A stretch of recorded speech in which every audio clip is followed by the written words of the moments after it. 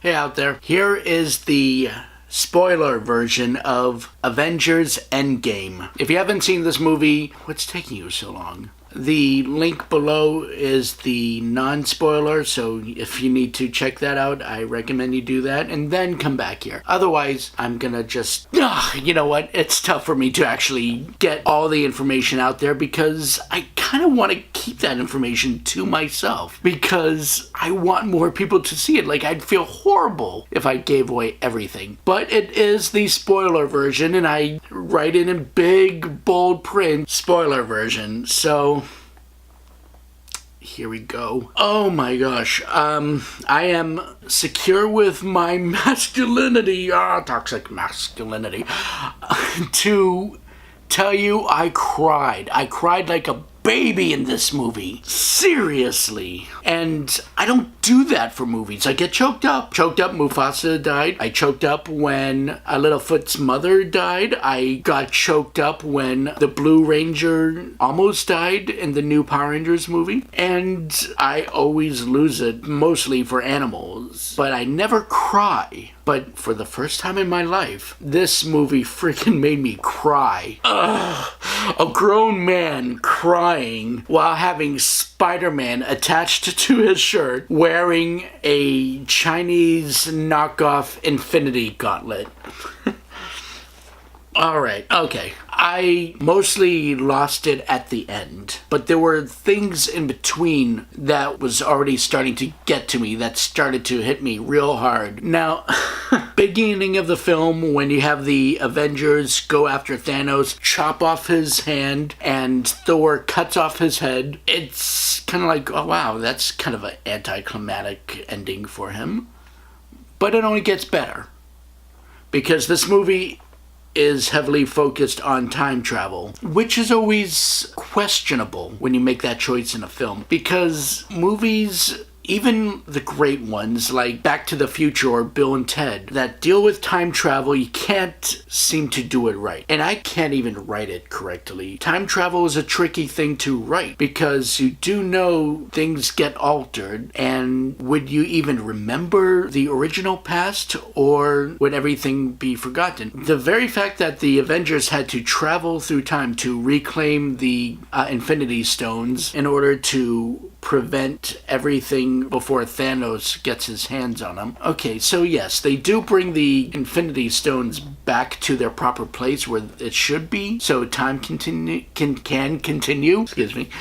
But it's by in doing so, they still change so much. For example, Loki has escaped with a Tesseract. I'm really curious where Marvel is going to take this now. Since all of time has been altered, that means the past movies have had to be altered as well. I'm just curious how they're going to take this. There were some alterations I did not really like. Well, no. You know what? I didn't hate it, I just didn't expect it.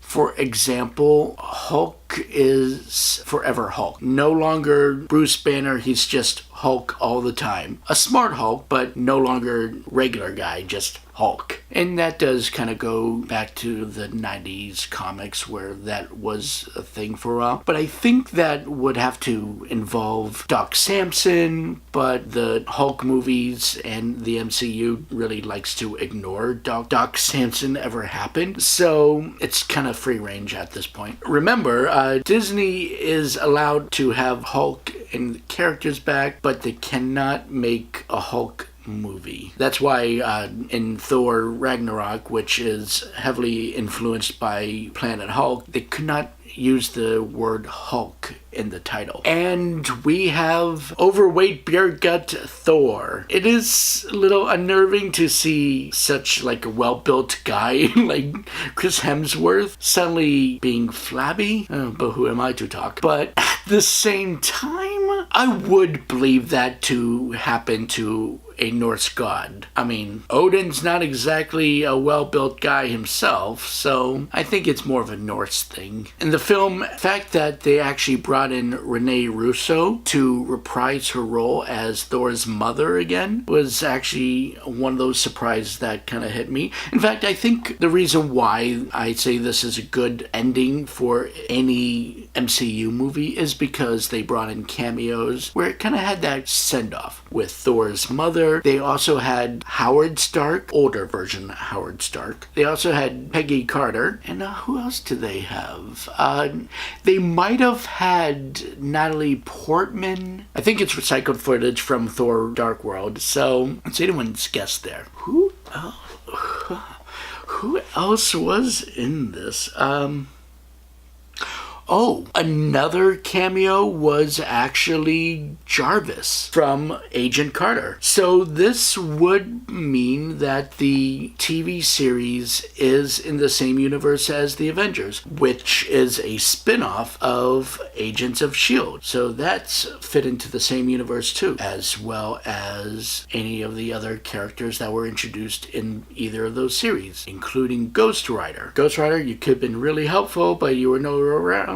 So thanks. But anyways, as I was saying about the starting moment of me starting to really get sad about things was when Ant-Man got freed from the quantum realm by plot convenience of a rat. So the rat is the hero of the movie, everyone. The rat. Because the rat climbing on the buttons actually freed Ant-Man from the quantum realm, and when he learned that the snap happened, he went to his daughter's house to find out that his daughter aged 5 years. In that moment where she just cries seeing her father after 5 years, it got to me. It did. I wasn't crying fully, but a little tear. Yes, so in this also time frame, after they had killed Thor, 5 years has passed. That's another thing that's going to open a lot of questions, because when everyone returns, it's now 5 years in the future, right? Does that mean Peter Parker and Ned and all the other characters of Spider-Man will be 5 years older? Or, I don't know,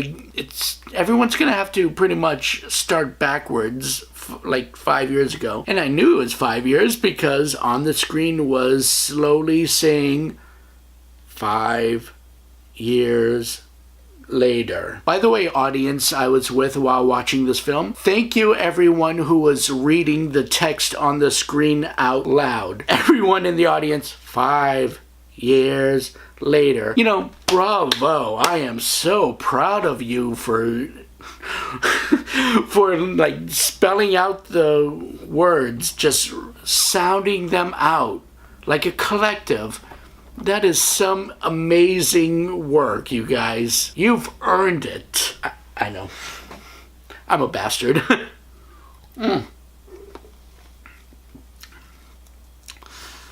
My energy drink drug so I can keep this video going.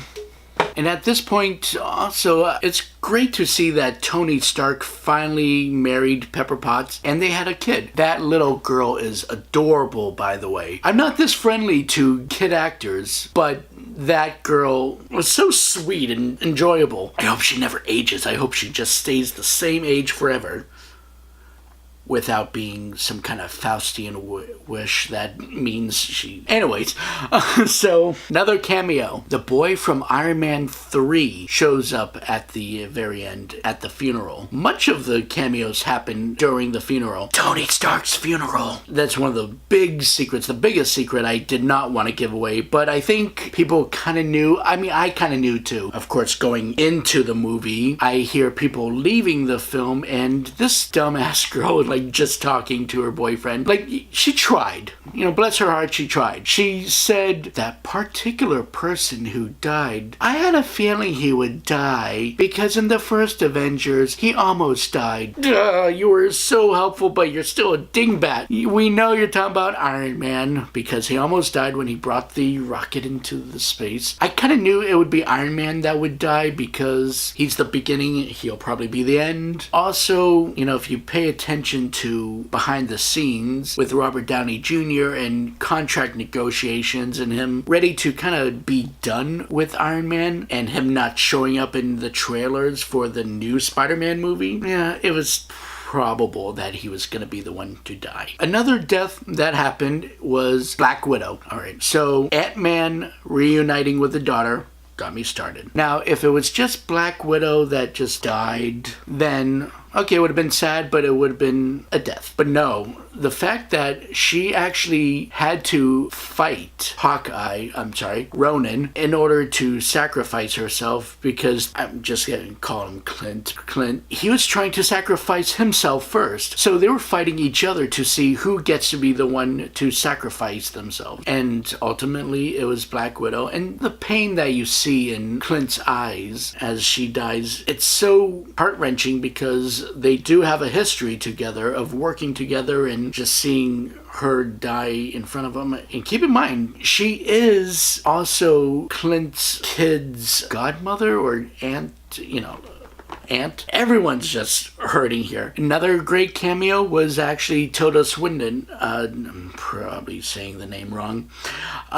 She, being from Doctor Strange, shows up as the Ancient One again, and they really did play a lot of fun cameo games. In fact, kind of retconning the events of the first Avengers movie. At the end of the events of the first Avengers movie, you get characters that showed up in Captain America Winter Soldier. For example, Robert Redford and some of the other people who were double agents who worked for S.H.I.E.L.D. but were actually working for Hydra. Another great thing, Captain America whispering "Hail Hydra." Not only he was smart enough to be able to use that so he can get the staff away from them, but he also, I think this was him also trying to reference the Captain America comic. You know, the whole controversy a few years ago where Captain America said "Hail Hydra," and it turned out that he was actually working for Hydra. And I think what ended up happening was he was actually just like undercover, or I forget how that all ended, but I think that's exactly what they were kind of pushing at. There are cameos on top of cameos, and I'm probably going to forget mentioning some. And you also have cameos like Michael Douglas, who was Hank Pym, and Michelle Pfeiffer, who was Jan Pym.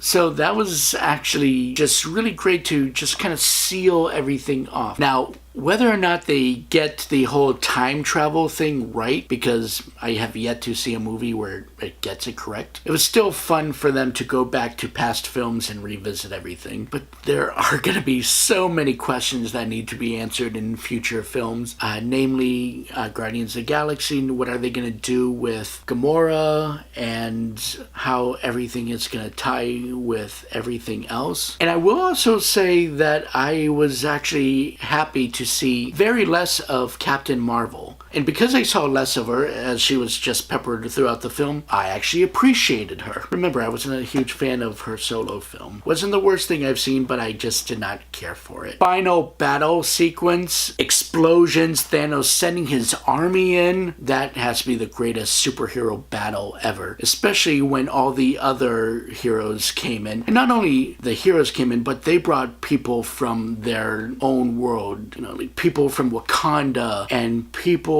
from people from Wakanda, and you also had Valkyrie come back with her Pegasus, and all kinds of armies just fighting each other in one big final battle. And the best part is, another great surprise was Captain America controlling Mjolnir, the damn hammer. And man, did he use it very well. This movie just had everything, and I know there's going to be naysayers that'll be like, it's not that great, because people are assholes. But I'm gonna say it's probably the best film I've seen as far as superhero movies go. Sorry, Dark Knight. Sorry, Logan. Sorry, Man of Steel. Yes, I loved Man of Steel. Fight me on that.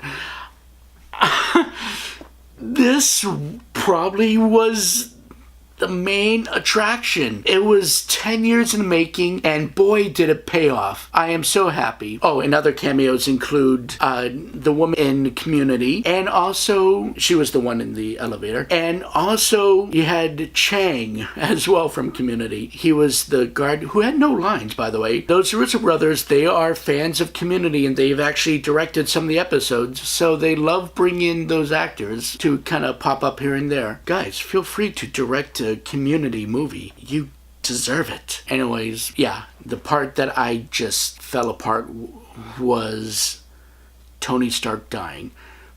Not so much just him dying, but also Pepper reassuring him that everyone is safe and he can rest now. Sort of similar to what Lois Lane said to Superman when he died in the comics. And seeing Spider-Man freak out as he was dying because he finally received that hug from Tony Stark. And the funeral was sad too because you had Happy Hogan tell Tony's daughter that he'll take care of her. And that goodbye message from Tony to his daughter was so heartbreaking. Waterworks, I still get sad thinking about that.